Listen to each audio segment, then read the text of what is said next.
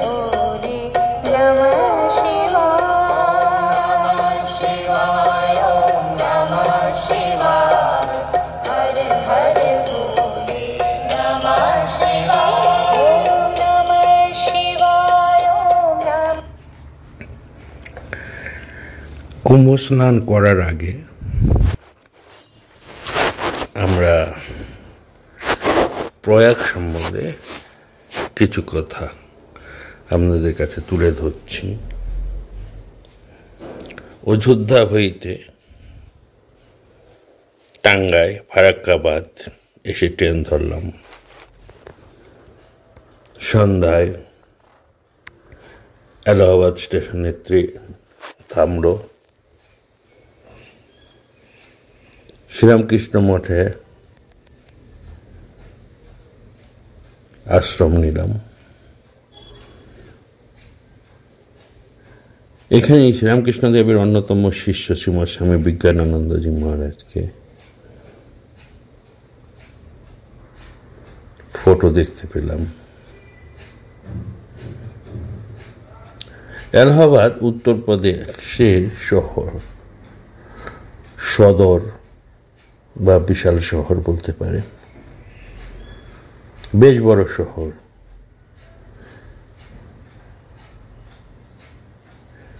প্রত্যক্ষদর্শীর একজন মহারাজের দৃষ্টান্ত আপনাদের তুলে ধরছি তার ভাষায়।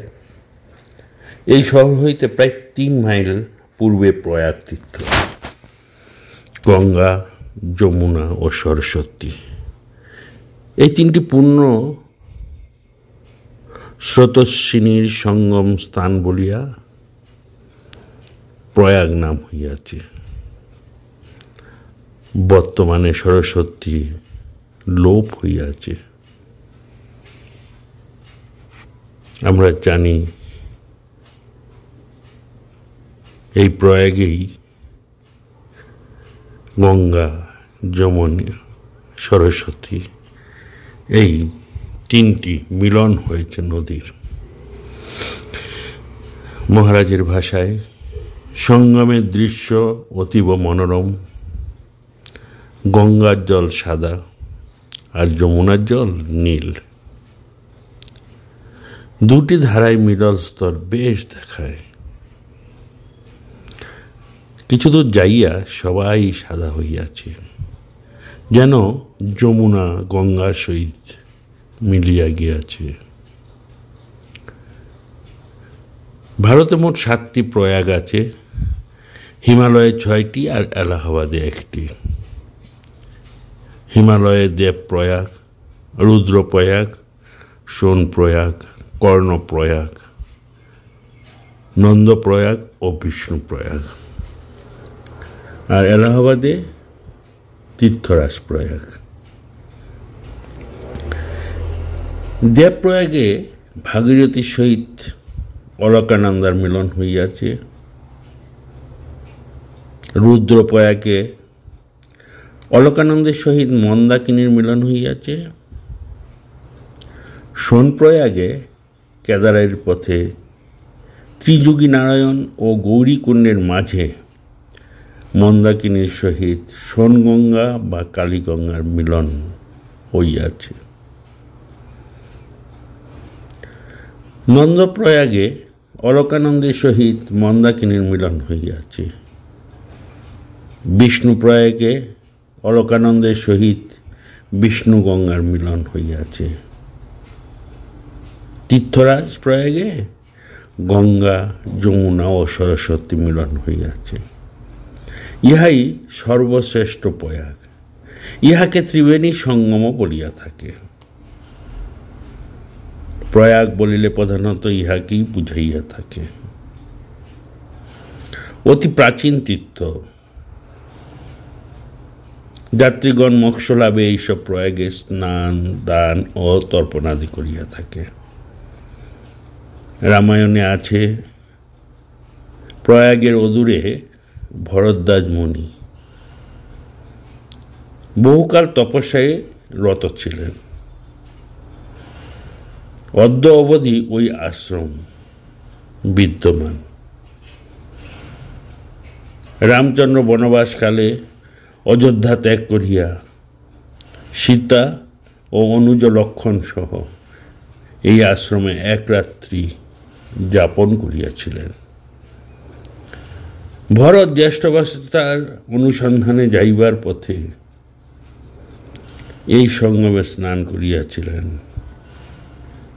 তখন তিনি গঙ্গা, যমুনা ও সরস্বতী তিনটি ধারাই দর্শন করিয়াছিলেন। স্বামী বিজ্ঞানানন্দজি বলিয়াছিলেন, সকল তীর্থের দেবতারা ত্রিসন্ধ্যা স্নান করিতে আসেন। যারা কল্পবাস করে তারা সন্ধ্যাকালে ওই দেবতার উদ্দেশ্যে প্রদীপ জ্বেলে দেয়। দেবতাগণ আশীর্বাদ করে যান। এই ত্রিবেণী সঙ্গম অতি পবিত্র স্থান, তাই তো ইহার নাম তীর্থরাজ।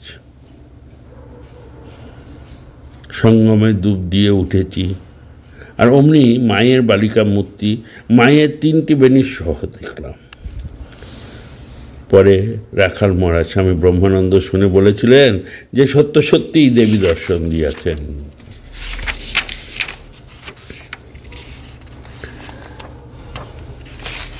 বুদ্ধদেবও এলাহাবাদে এসেছিলেন। চকের ঘণ্টাঘরের রাস্তা দিয়ে তিনি যাইতেছিলেন। তাঁর শান্ত সৌম্য মূর্তি দেখে গরু, ঘোড়া ও বাছুর প্রভৃতি প্রাণীরা হাঁ করে স্তব্ধ হয়ে তাকে দেখছিল। তাঁর পূর্ণ প্রশান্ত ভাবসীমা, তার প্রভাব কি অদ্ভুত। প্রাণীবর্গ পর্যন্ত তার শান্তভাবে আকৃষ্ট হয়ে গেল, মানুষ তো দূরের কথা। মহাপ্রভু শ্রী চৈতন্যদেব বৃন্দাবনের পথে প্রয়াগ আসিয়াছিলেন।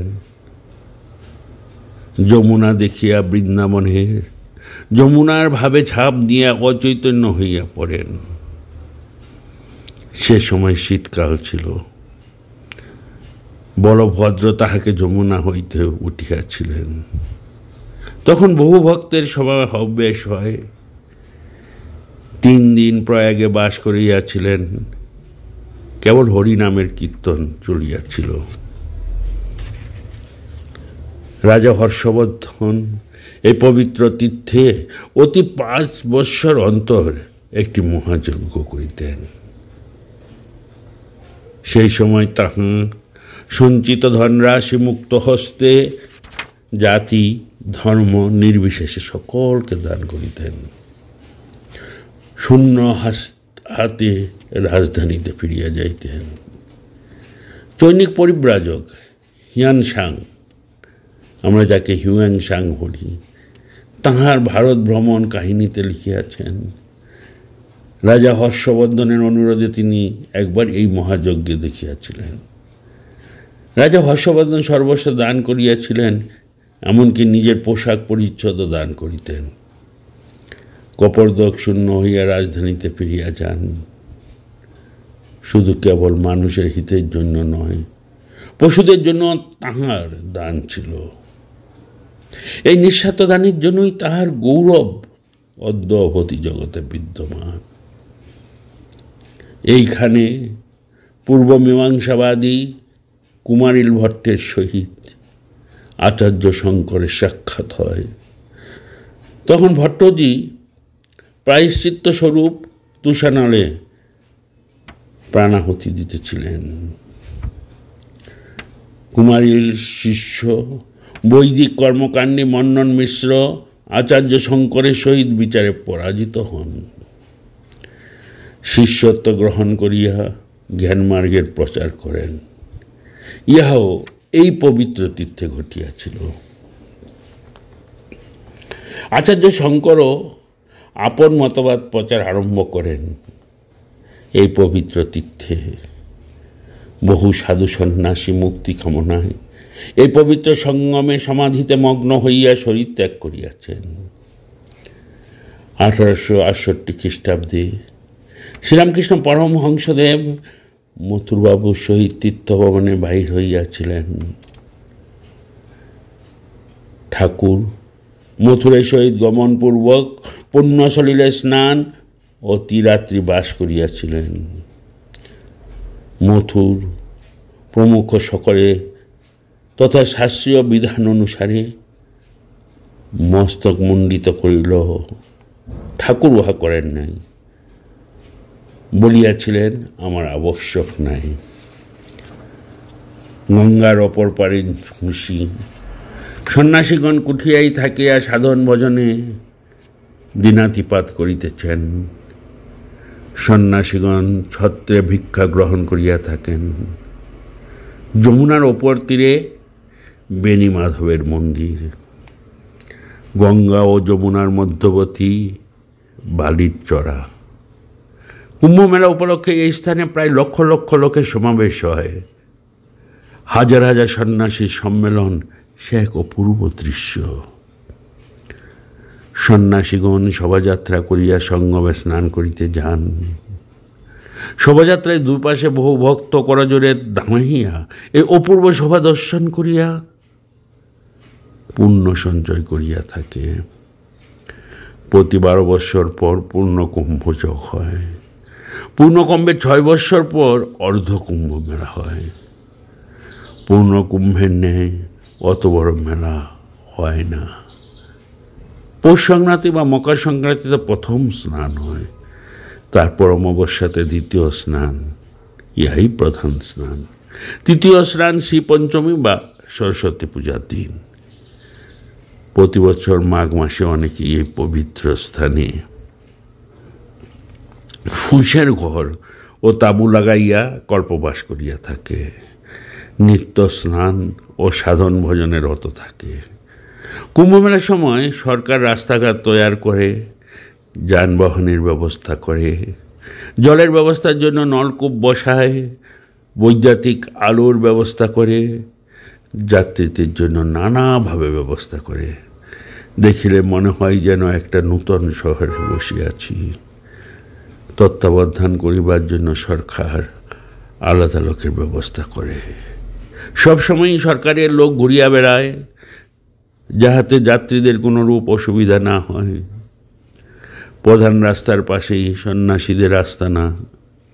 বহু যাত্রী নৌকাযোগে সঙ্গমে গিয়ে স্নান, ধান ও তর্পণাদি করিয়া থাকে। এই সময় বিরাট মেলা বসে, নানা রকমারি জিনিসপত্রের আমদানি হয়। এখানে ভারতীয় সর্বদেশের লোকজনের সমাগম হয়। এলাহাবাদ শহরে ললিতা দেবীর মন্দির, মহামায়ার হস্তাঙ্গলি পড়িয়াছে 51 পীঠের এক পীঠ। ভৈরব, বেণী মাধব। আমরা যেতে যেতে পড়ছিলাম প্রয়াগের কিছু কথা। আপনারা যখন যাবেন, যদি পারেন পুণ্যতীর্থ ভারত স্বামী দিব্যাত্মানন্দ মহারাজের লেখার থেকে সংগ্রহ করে জেনে নেবেন। আমরা শুনেছি একবার বিজ্ঞানানন্দ মহারাজ স্নান ছেড়ে যাচ্ছে, তারপর সামনে দিয়ে যাচ্ছে একটা তরুণী মেয়ে, সৌম্যমুখ, সুন্দর দর্শন। প্রথমে ভাবছিলেন কে, কিছুক্ষণের পরেই অন্তর্হিত হয়ে গেল। পরবর্তীকালে জানতে পারলেন তিনি সেই দেবী।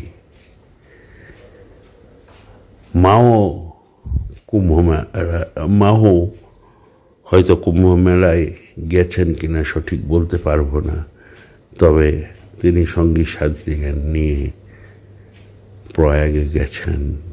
প্রয়াগে আমাদের রামকৃষ্ণ মিশন আছে।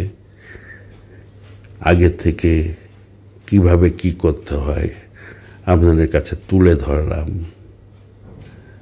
ঠাকুরের কথায়